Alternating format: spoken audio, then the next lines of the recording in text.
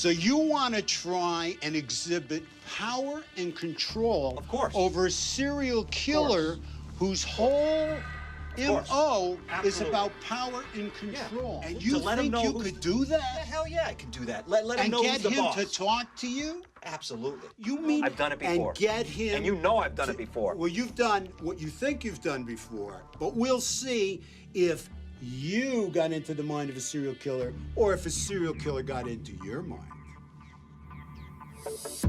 I'm M. William Phelps, best-selling crime author, and I have an obsession. Serial killer, cold cases. My sister-in-law was murdered, and her killer has never been caught.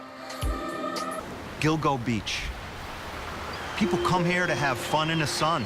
British Columbia, the raw Canadian wilderness. It's the Christmas shopping season in Boca Raton, Florida. 5 women have been abducted from Worcester, Massachusetts, murdered and dumped in woodlands out of town.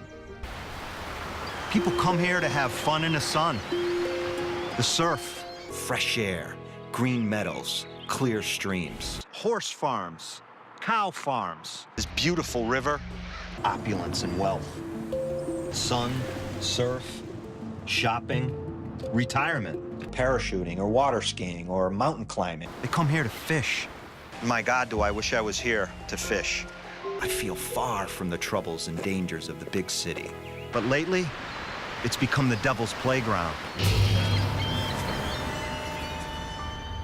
You have paradise over my shoulder. But you know what? When I look at that highway, I see blood. Grizzly bears in the woods right behind me. It's not the bears you have to watch out for. It's the serial killers. Some of BJ's passions were Hitler, snakes, guns, violence, Marxism, anything really that had to do with negative things about life. It's like seeing a school of salmon running up the river and try to pick one of them out. There'll be no time to get a tan on this trip to the Sunshine State. We don't know who we're parking next to at the mall. No, you never know. We don't know who we're walking past at the mall. Exactly, and you don't know who's watching at the mall either. When the mall isn't safe anymore, I gotta start wondering, is anywhere safe?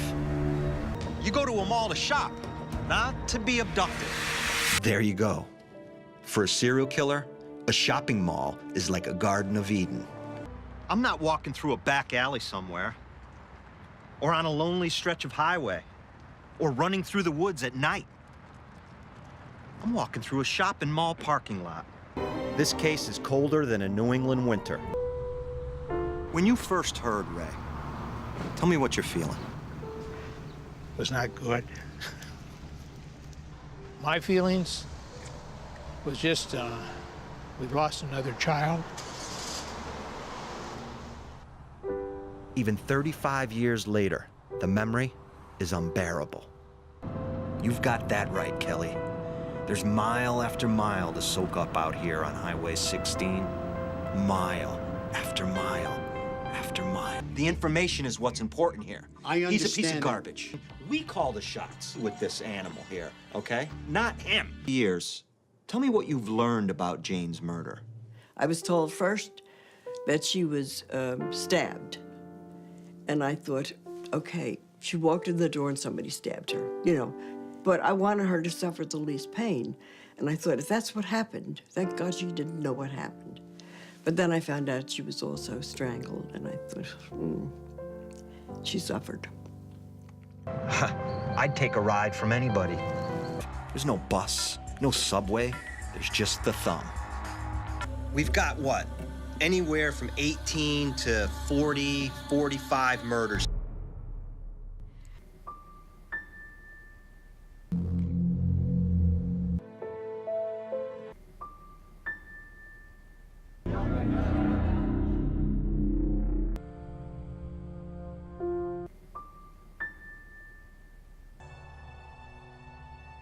You just have to know.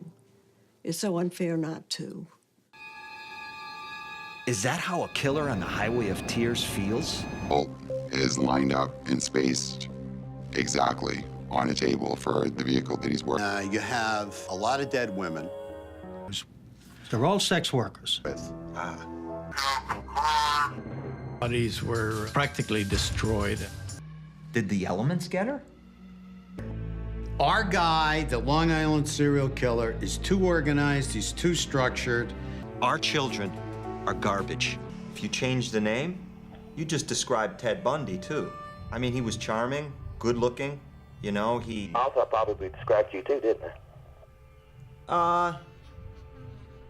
I don't know, I wouldn't... So you don't know if you're good-looking or not, huh? Yeah, I don't know. Okay, but you seem charming. You seem nice. Yeah. Here we are. As soon as you start seeing check cashing store signs, we're in it. Cars with 3 different colored fenders on them. Liquor stores, garbage. We're in it.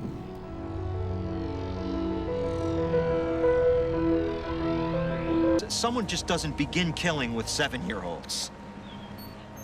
You haven't lived until you've killed.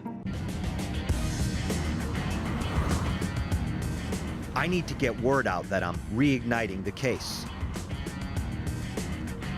So I've arranged to meet with local Rock 102 radio hosts, Bax and O'Brien. These guys have helped me out with local knowledge and contacts.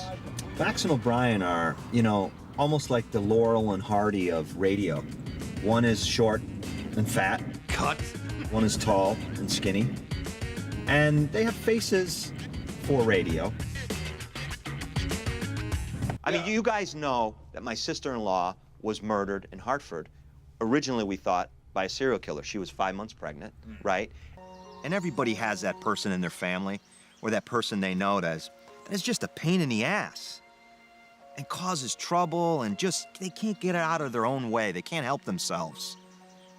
All of us used to constantly wish that this woman would just go away. This time I'm bringing something to the table. I went out and found my own guy. He's the closest you'll ever want to come to experience what it's like to cross that line into one of the ultimate taboos, the ultimate sin of murder. So tying a diamond knot is difficult. I mean, how the hell did he do it? Only one way to find out. Unravel it myself and give it a whirl.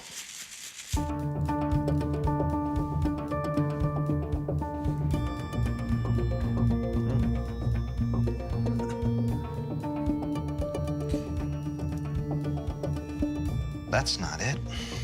Let's try it again. I mean, this is real. This is impossible to do.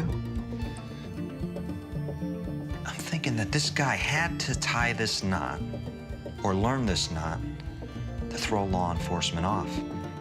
That's why he did it. To say, I can do it. And to say, you know what? You're gonna call 10 different experts on diamond knots to see if you can get inside my mind, figure out why I did it, or the type of person who did it. That's what he wanted. And that's what he got. To criminal profiler John Kelly, these walk in pairs, go together. We always tell our kids that. Travel with a friend. You can take care of each other. It didn't work this time. Was this guy stalking these girls? Was he following them? Did he know they were there? Or did he just happen upon them? And that's what it's about for this guy. It's about the hunt. It's about the hunt. And I guess in many ways, for me, it's the same. Except I'm hunting him. You know, what does that do to suburbia when a tree branch rubbing up against a window becomes the devil? Well, maybe the devil, maybe Satan is outside my window tonight. You put a dead girl out here, she's just gonna melt into the peat moss and the leaves and the brush. And time is gonna consume her. My sister-in-law was murdered. Because you don't know your next-door neighbor. He could be that monster. He could be that guy. BJ, according to Erica, chops a leg off, cracks the leg in half, and he says to Erica, "Go heat up some water downstairs. I want to eat this."